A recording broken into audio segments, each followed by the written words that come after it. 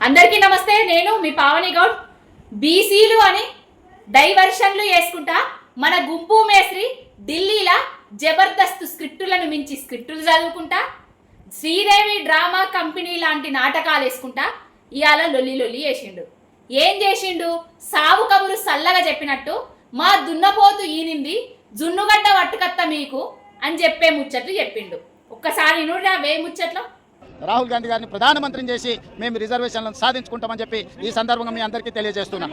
విన్నారు కదా, సావు కబురు సల్లగా చెప్పినట్టు ప్రధానమంత్రి అయితే గీన మనకు 42% రిజర్వేషన్ ఇస్తా అని చెప్తాడు. ఇక మోడీ ఇవాళ దిగిపోతాడు. రేపటి నుంచి గాయననే ప్రధానమంత్రి, ఆయన అయినాక ఇస్తా అని చెప్పినట్టుగా చెప్తాడు.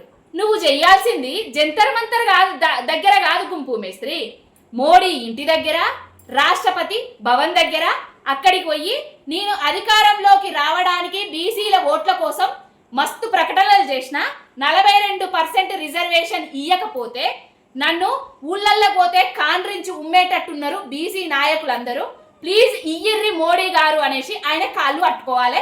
ఆయన ఇంటి ముందు పోయి నువ్వు ధర్నాలు చేయాలి. నువ్వు చేసింది ఎక్కడా? జంతర్ మంతర్లా. వచ్చిండా మరి మీ రాహుల్ గాంధీ ఆ బీసీ సభకాడికి? వచ్చిండ్రా మీ ఖర్గే బీసీ సభకాడికి? వాళ్ళకి ఇచ్చుడే ఇష్టం లేక 60 ఏండ్ల నుంచి నానబెట్టిర్రు. మళ్ళా నువ్వు కొత్త రాగం పాడిందే పాడరా పాసు అన్న దాసిగా అన్నట్టు మళ్ళా బీసీలను మోసం చేయబడుతుంది. నీకు తగునా బిడ్డ? తెలంగాణలో ఉన్న ప్రతి వర్గాన్ని మోసం చేసి బీసీ వర్గానికి కూడా చేతుల చిప్పబెట్టేటందుకు కొత్త డ్రామాలు ఆడుతున్నావు. ఇప్పటికైనా నీకు ఇజ్జతి సిగ్గు ఏదన్నా ఉండేది ఉంటే నువ్వు మనిషివే అయితే బీసీలకు 42% రిజర్వేషన్ నువ్వు 8 గెలుచుకున్నావు, వాళ్ళు 8 గెలుచుకున్నారు.